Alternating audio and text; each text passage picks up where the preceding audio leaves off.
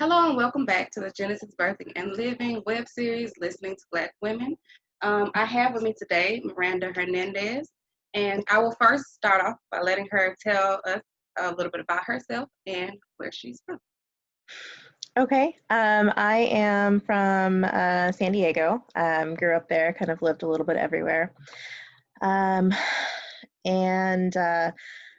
right around the time that I turned 30, I decided that I really wanted to have children. Hadn't met the right person yet, and decided I was just going to go for it and become a single mother by choice. So I took a couple years to get ready. And when I was 34, I got pregnant via insemination on my very first try. Very excited about it. Really, pregnancy is not easy, but in the grand scheme of things, our pregnancy was pretty easy and typical. And I was also really big into wanting to do a natural birth, wanting to do as few interventions as possible. That was something that just really spoke to me. And I think that really came to a point when my doctors were telling me, oh, well, you're 35. That's considered advanced maternal age. We feel like everyone who is 35 or older should be induced at 39 weeks, but they never told me why. And I think about this a lot today because I was a total pregnancy nerd. I read all of the books. I took all of the classes, and nobody talks about it. And when they told me that they wanted me to be induced, they made it sound like it was for convenience. And I'm thinking, well, this is something that women have been doing for millennia, Right. and my baby should come whenever he's ready to come. So I said no to induction. I went to my due date, no signs of labor, every day thinking, okay, he's going to come. And I was doing regular monitoring as well. I know that's something a lot of people talk about, and they have criteria that you have to meet in the monitoring, where they look for, so many accelerations of the heartbeat within a set amount of time, and he always passed those tests with flying colors. I had an appointment scheduled for the day that I was 41 weeks, and I had agreed to talk to my providers at that point about being induced because I knew that going to 42 weeks was considered a little bit dangerous. The night before that appointment, I was on the couch. He was kicking me. I got up and went to bed. It was around 10 o'clock at night. And when I woke up the following morning, he was already gone. And yeah, this is something I think a lot about because they ran all the tests on both of us afterwards, and he was perfectly healthy. He was 9 pounds. He was fully developed. He would have been fine if I had been induced. And sometimes it just happens like that. Sometimes it's just that fast. There were a couple of warning signs in advance, but they were all minor things. They were all things that are typical of pregnancy and not like giant red flags. So I think the biggest thing that I like to talk about today is, yes, I understand that desire for natural birth. I lived it.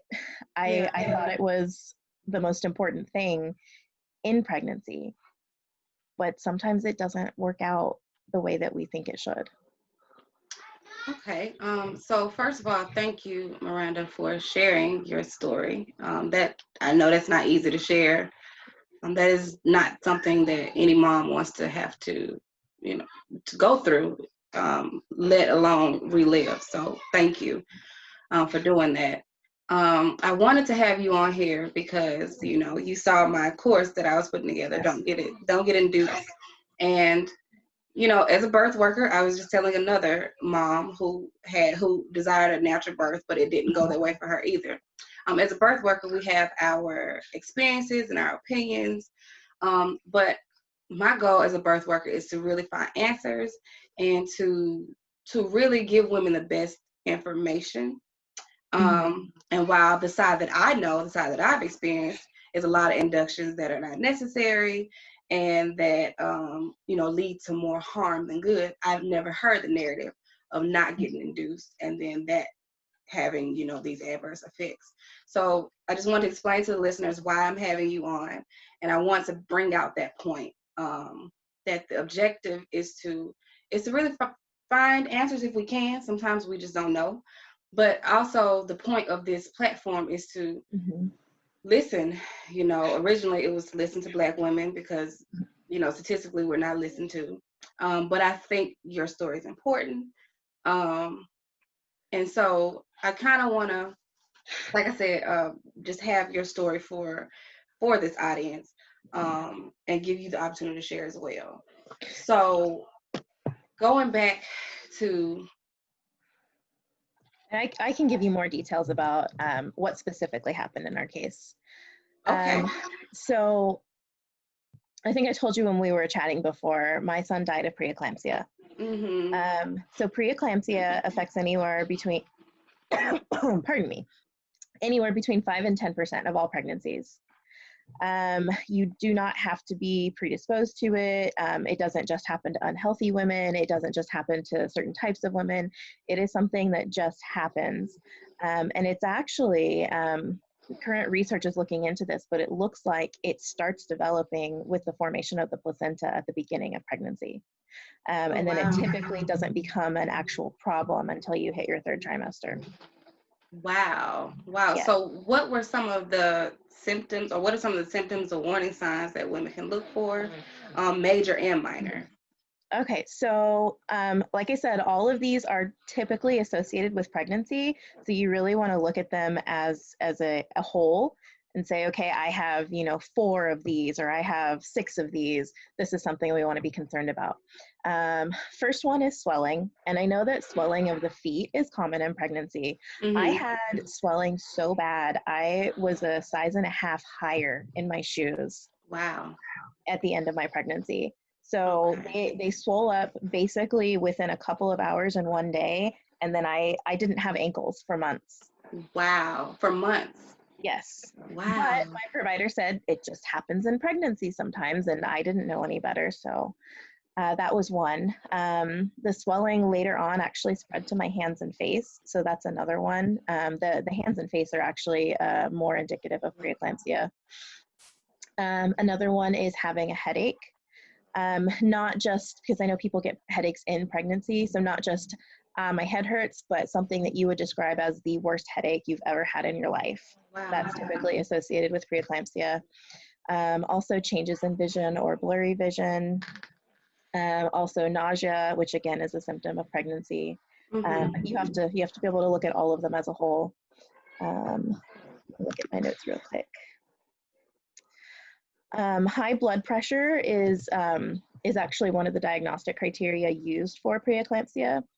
I have historically throughout my life had very low blood pressure. So when my blood pressure was high, it was not shockingly high. You hear about women who are like, 180 over something. That's like a red flag. That's preeclampsia. Mine was in the high 130s. Okay, so it was high, but it wasn't extremely high, but it was high for you, It was high for me, yes. Okay. I'm sorry, I don't want to cut you off. Were you about to say something else? Oh, just more symptoms, but if you have a question about the blood pressure or anything. Well, no, I was just going to ask how you feel. Do you feel like your providers were attentive to your condition? Looking back on it, do you feel like, do you understand why they didn't see it, or do you feel like they weren't looking hard enough? Or I do have comments on that. A couple things. One was I was doing concurrent care. So my insurance provider covered like a fully covered traditional care. So they were physician's assistants who were supervised by OBs. Okay. And I saw the same 2 providers every time I had an appointment. I actually did centering, if you know what that is. It's basically group prenatal care. Okay. So you do a 2-hour class where they educate you on things, and then you do like a one-on-one session as part of that class. Okay. And I actually love the concept. But anyway, yes, I saw the same providers throughout my pregnancy. Now, something I think is really weird in our modern prenatal world is that in a lot of these kind of models, they have you do that, see the same provider throughout your pregnancy, but when you actually give birth, you see someone completely different who you may not have ever met before. It is whoever is on duty at the time. So I said I was doing concurrent care. Well, I had decided, because I wanted a natural birth, that I was going to work with a group of certified nurse midwives. So I paid out of pocket to do concurrent care and to go over and do all of the same appointments and testing and everything with those nurse midwives. And my plan had been to deliver with them. That didn't end up happening. Yeah. Because I was doing my my non-stress testing with my insurance covered providers, and that's where I ended up delivering. But yes, I will say, I mean, seeing like both ends of the spectrum, you know, seeing the OB kind of providers and seeing the midwives, I feel like both ends of that spectrum failed in not recognizing these symptoms. And I very clearly remember sitting in my last appointment with my midwives and telling them my son was not moving as much as he used to. And they told me that everything was fine. Wow. Now, I did say that my symptoms were all minor. This is the one symptom that I will say was not minor. Reduced fetal movement is the biggest indicator that a parent can notice that something is wrong with pregnancy. So the fact that my midwives told me, no, everything's fine, and sent me home without checking further, I do hold a lot of frustration and anger with them for that. And you did have the swelling in your feet and your hands and your face, you said. Yes. So you had some pretty clear symptoms. They just didn't. So another diagnostic criteria for preeclampsia is having protein in your urine. So I know that a lot of providers do collect urine at every appointment, and they do the little dipstick because it's a really easy test. Right. I did not have protein in my urine, but shortly after my son died, that was actually removed as a required piece of diagnostic criteria. Oh, wow. Because you can have preeclampsia without having it in your urine yet. Wow. Okay. So it sounds like maybe they were relying more on mechanic testing and not necessarily paying attention to you, or, well, they weren't really paying attention to your blood pressure either. So I mean, I will say, like, I felt really great about my midwives. yeah. I mean, compared to my other appointments, like my midwife appointments were 45 minutes long, and we talked about everything under the sun, and I'm like, oh, I feel really comfortable with these women. They're going to take care of me in birth. So I don't know, this is something that I do think about a lot, is why weren't they more concerned? Why weren't they running more tests? I don't know, why didn't any of my providers tell me that stillbirth is a thing that happens? Yeah. When I was pregnant, I literally thought it was 1 in a million. I had no idea it was 1 in 160. Okay, so can you tell us a little bit about what you do now? Because I've visited your website. You have an organization or foundation. Just kind of tell the audience a little bit about what you do, you know, what you started from all of this and what you hope that women gain from your experience. So writing has always been one of my hobbies. It's actually what my undergraduate degree is in. And when I was pregnant with my son, I had read, I don't know if you saw the meme about the father who had his daughter's teachers sign this Dr. Seuss book for her whole life and then gave it to her. Like, oh, that is the cutest thing ever. So I decided that I was going to write letters to my son throughout my pregnancy.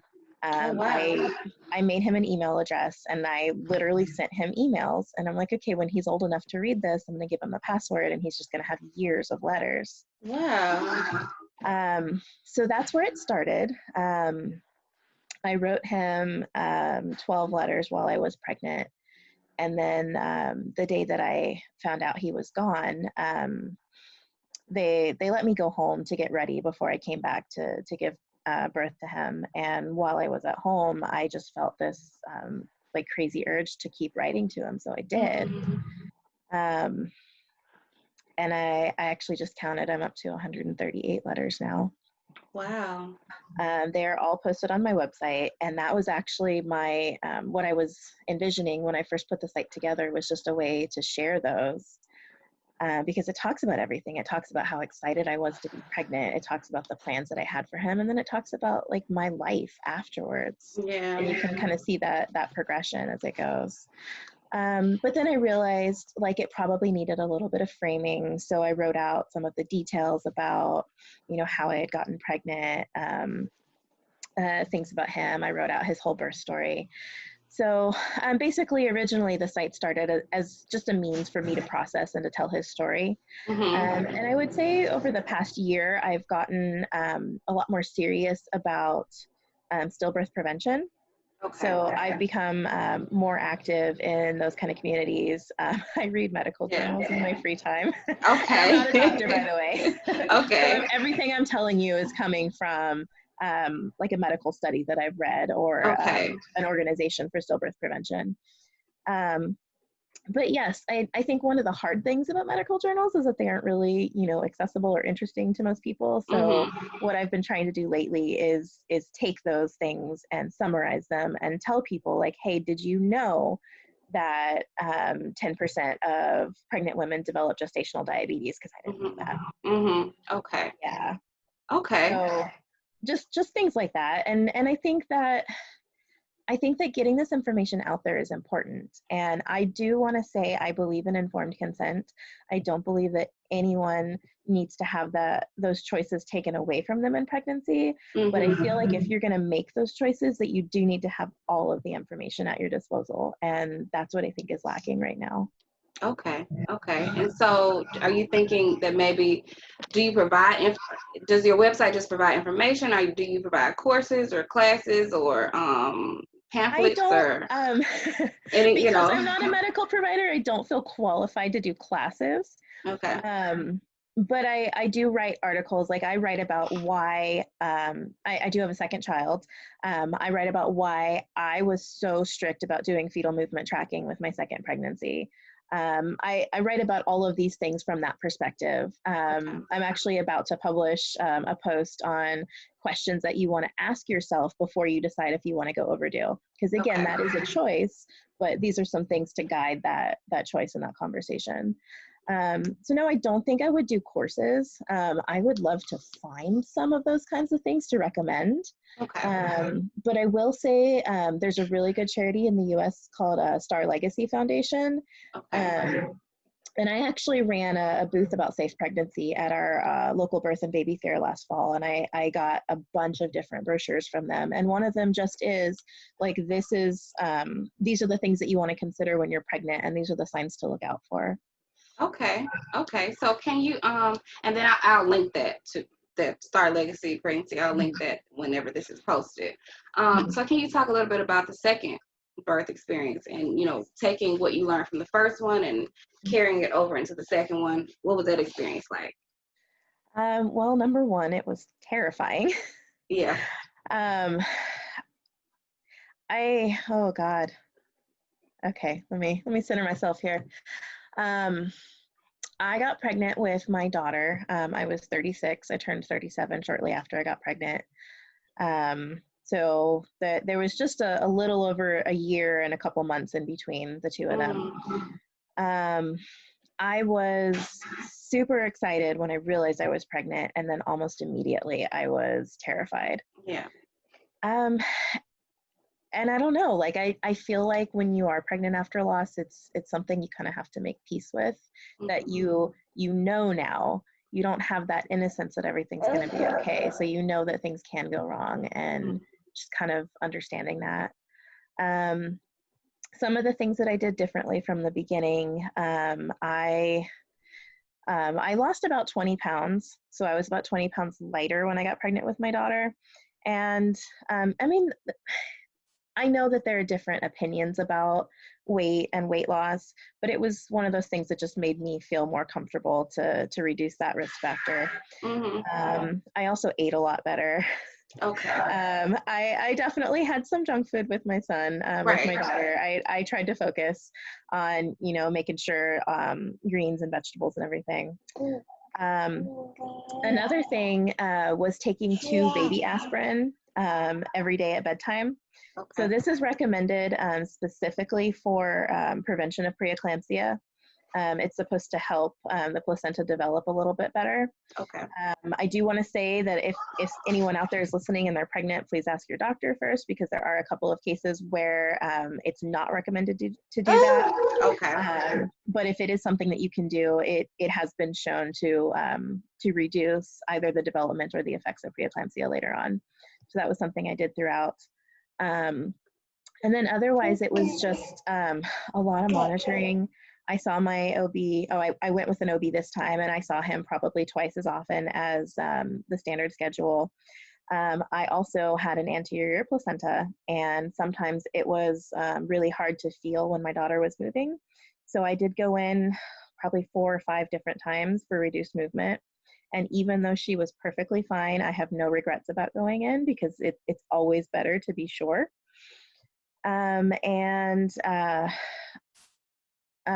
Okay, we were also doing regular blood and urine testing. And when I was about 37 weeks, actually like 36 weeks and some change, my doctor noticed that I was starting to get protein in my urine. And he had me go back like kind of 3 days in a row for more testing, and it was just getting worse and worse. And he finally called me in the morning of my 37th week, and he said, "You're having a baby today." And normally, of course, 37 weeks is early. We had planned on going until 38 or 39 weeks. But again, you have to kind of weigh and balance those risks. So I was fine with being induced. He let me take it slow. We didn't go straight to Pitocin, because I know Pitocin hurts. We did eventually have to go to Pitocin. It just took a while. And she was born 36 hours later. Okay. It was a vaginal birth? It was a vaginal birth. I was worried. We did 24 hours of cytotech, which cytotech is an off-label use to stimulate contractions that aren't quite as painful as Pitocin. I did have contractions, but after that 24 hours, I was only 2 centimeters. Okay. So at that point, I'm like, okay, give me the Pitocin and break my water. I understand, like, we got to do something to get this moving. We did that, went another 6 hours, still 2 centimeters. And I finally said, okay, give me the epidural, because Yeah, it's a lot. Yeah. And woke up 2 hours later, and the nurse was telling me it was time to push. Oh, okay. Yeah. So, Okay.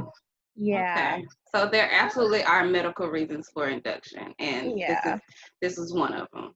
Yeah. And I will say she was born perfectly healthy. Hearing her scream was like the best sound in the world. Yeah.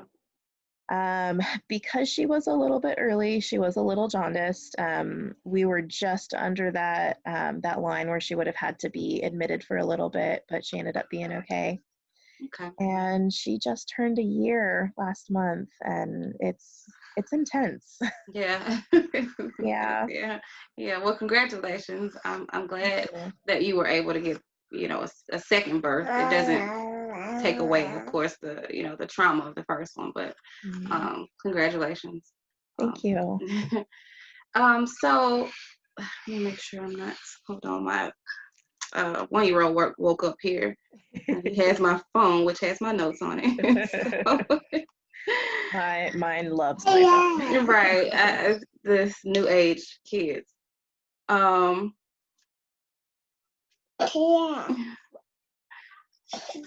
Okay. Oh, goodness.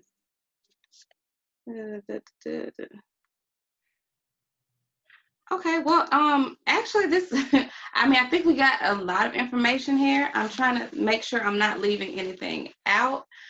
Usually interviews just run longer, but I guess you were very, I guess you've thought about this, you've been working on this for a while, so you were very good at like just getting all of the information out up front. So I guess, is there anything else you want to share with my audience? I do just want to repeat what I said about informed consent. I absolutely support a pregnant parent's right to make whatever decisions they think are important in pregnancy and delivery. I just think it's really important to understand what all of the risks are. Yeah, So if that means having an uncomfortable conversation with your doctor and saying, hey, what is my risk if I choose to birth at home? What is my risk if I choose to attempt a VBAC after 2 C-sections? Like being able to get those specific numbers and say, okay, I choose to accept or not accept this risk. Okay. And where can everyone find you, your website? I'll link it, but just so you can say what's the name of your website. Of course. So I actually named my website after my son. It is his full name, adrianjameshernandez.com. Okay. I'm in the middle of restructuring it right now, so I'm gonna hopefully have a new homepage soon. But I'm gonna organize it into sections for people who are currently pregnant, people who have lost children, and people who are there to support. Okay. Well, Miranda, thank you so much for your time. Thank you so much for your information. Thank you for being so thorough and so well informed about your situation, and then not just keeping that information to yourself, but wanting to share it with other women, and reading medical journals in your free time. Like, thank you for that, because like you said, you kind of sometimes need a liaison between the medical jargon and just me, regular person. What do I do with this? Like, and like you said, you can't make informed consent if you're not informed. And sometimes the barrier between people and the information is the language and the jargon and everything. So thank you for all the work you're doing, and thank you for responding under my post, and for being able to have a conversation that didn't descend into an argument, because we wouldn't be here, if we couldn't have heard each other. So I really appreciate that. And I speak to people the way that I wish someone had spoken to me. Yeah. Everybody doesn't do that though. So, so thank you. I really do honor that. Thank you for having me. No problem. This is very informative, and this is very, very valuable, especially to, like I said, to my audience, where Black women, where the statistics are higher for us to have things like preeclampsia, and many of us don't make it out of childbirth because of this condition, and because we're not diagnosed, or we don't know the signs ourselves. So it's very helpful information. So thank you. Yes. Well, if there's nothing else, I will let you get back to your nap time, productive time, free time, whatever you choose to do with it right now. And thank you to my audience, everyone who's watching now. Like, subscribe, and share Miranda's story. And tune in for next time. This has been Listening to Black Women, a web series, podcast, and we hope you enjoy. All right. Thank you. Thank you.